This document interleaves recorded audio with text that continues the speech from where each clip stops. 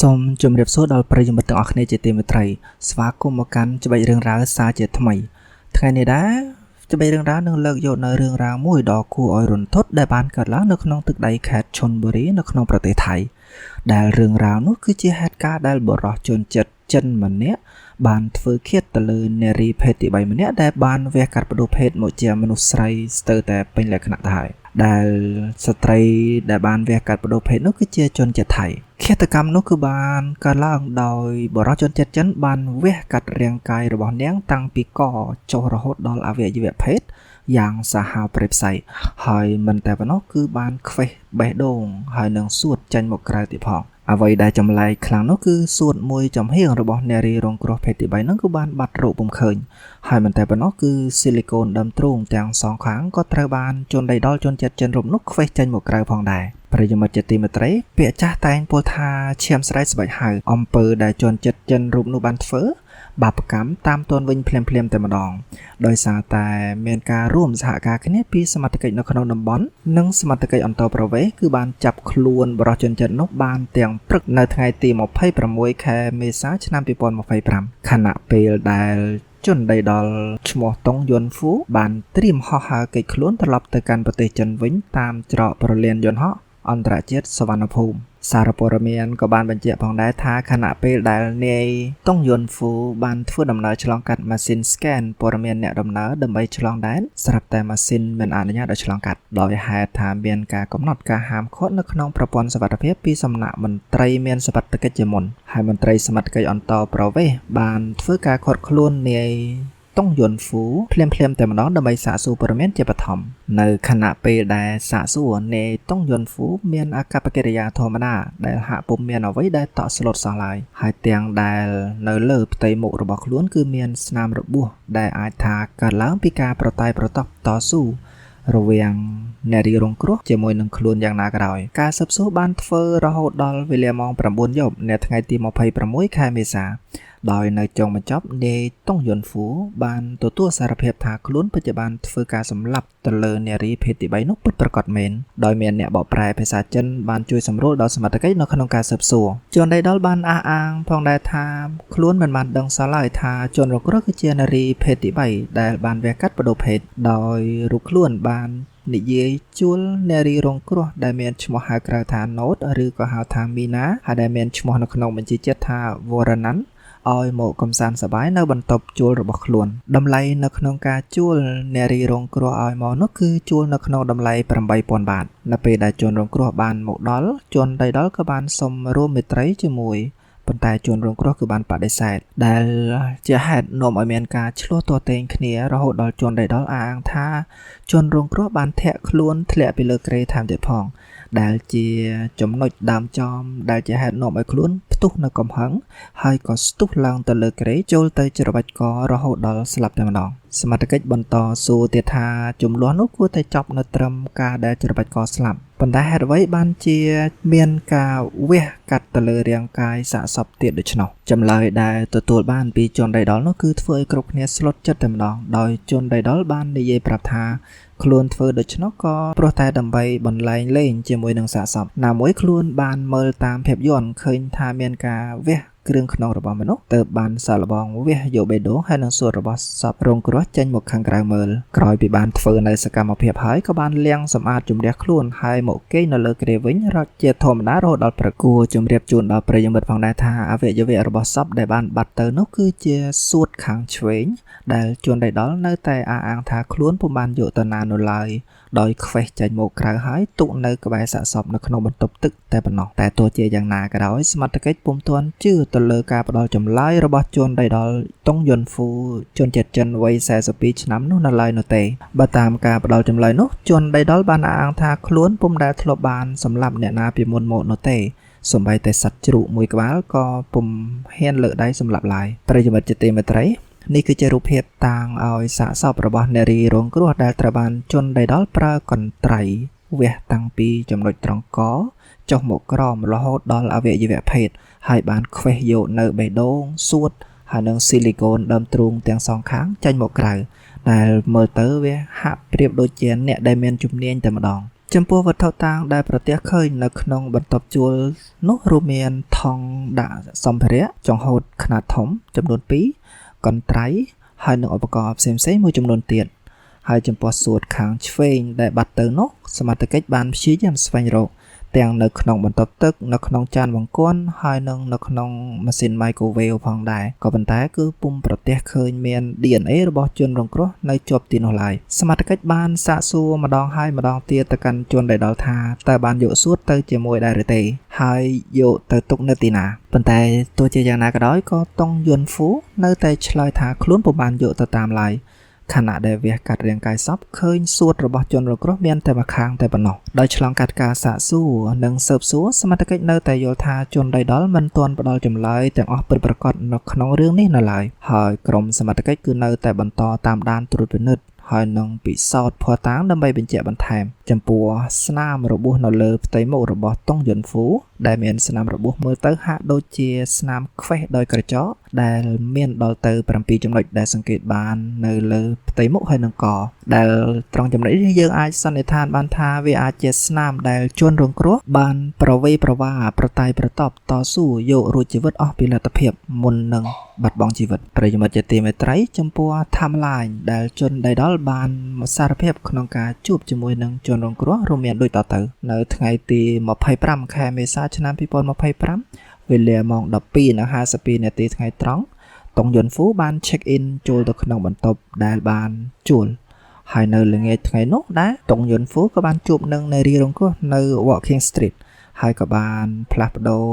គណនី WeChat គ្នាដើម្បីឆាតឆ្លើយឆ្លងជាមួយគ្នាតុងយុនហ្វូនៅតែអះអាងផងដែរថាខ្លួនពុំបានដឹងថានារីរងគ្រោះគឺជាភេទទី3នៅឡើយដោយសារតែនារីរងគ្រោះគឺបានវាកាត់បដូរភេទរួចរាល់ទៅហើយក្រោយពីបានឆាតជាមួយគ្នា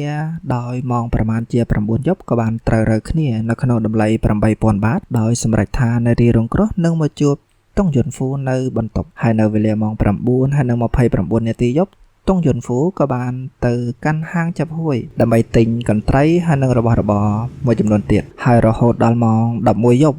ទៅនារីរងគ្រោះបានធ្វើដំណើរមកដល់បន្ទប់មរណៈនោះដោយដែលប្រិយមិត្តបានឃើញតាមរូបភាពកាមេរ៉ាសុវត្ថិភាពស្រាប់ជនដីដល់បានសារភាពផងដែរថាតម្លៃ 8,000 បាតនេះគឺដើម្បីរួមមេត្រីជាមួយនឹងនារីរងគ្រោះប៉ុន្តែនៅពេលដែលនារីរងគ្រោះមកដល់បន្ទប់មិនព្រមជាមួយទើបទារលុយពាក់កណ្ដាលត្រឡប់មកវិញដែលរឿងនោះហើយគឺជាហេតុនាំឲ្យមានការទាស់ទែងនៅពាក្យសម្ដីគ្នារហូតដល់នារីរងគ្រោះធាក់ខ្លួនធ្លាក់ពីលើគ្រែហើយខ្លួនក៏ស្ទុះទៅច្របាច់ករហូតដល់ស្លាប់នៅពេលដែលដឹងថានារីនោះបានស្លាប់ហើយទើបចាប់ផ្ដើមអូសសាកសពចូលទៅក្នុងបន្ទប់ទឹកហើយក៏ចាប់ផ្ដើមធ្វើការវះជាបន្តចម្លើយនេះក៏ស្របគ្នាជាមួយនឹងការផ្ដល់ព័ត៌មានពីអនាម័យ apartment ជួលនឹងផងដែរដោយគាត់បានប្រាប់ថាគាត់បានឮសម្រែកស្រែកយំអង្វរយករួចជីវិតប៉ុន្តែ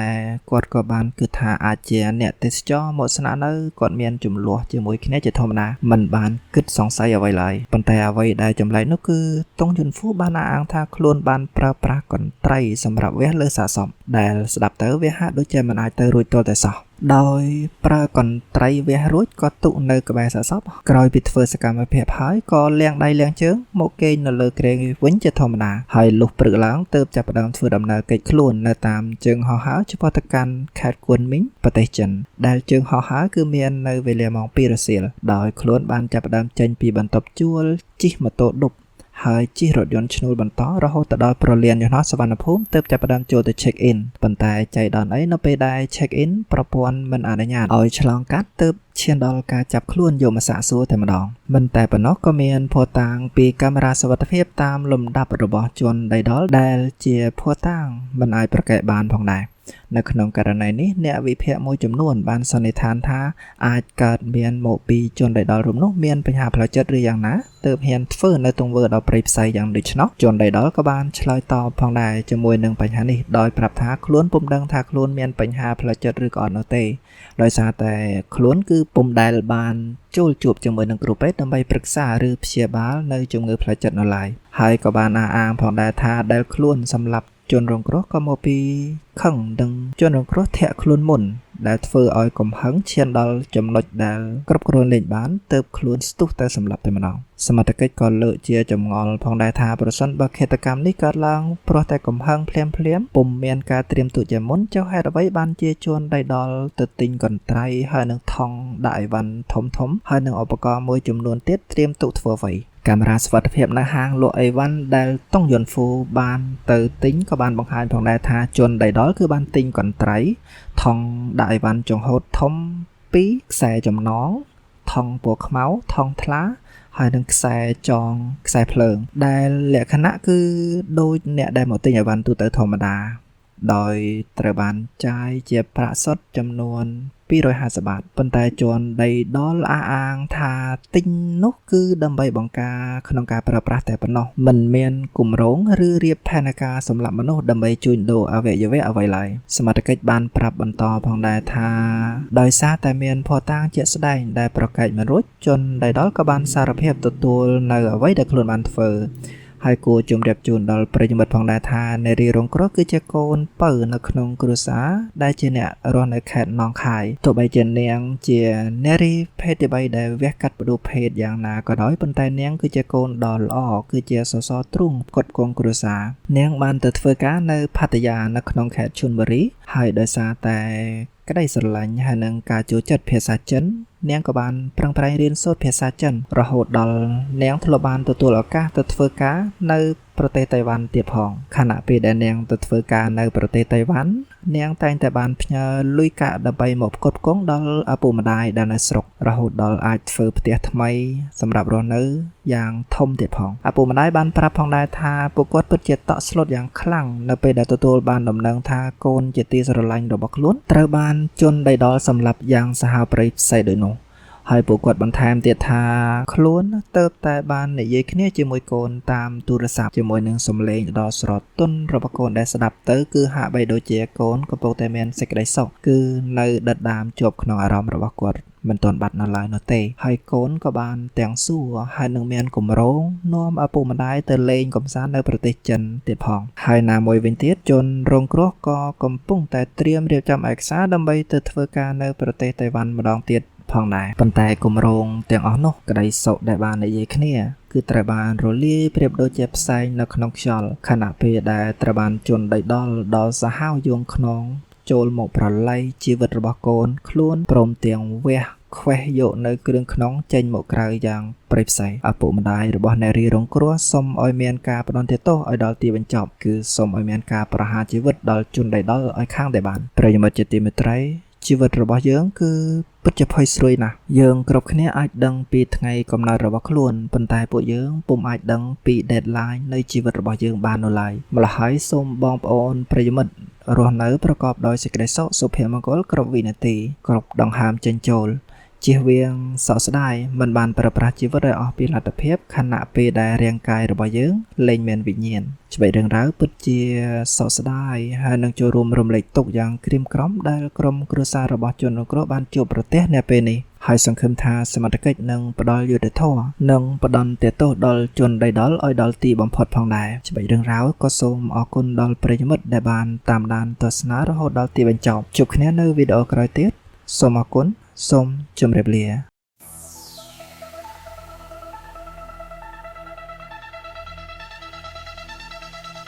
Spotlight shining lights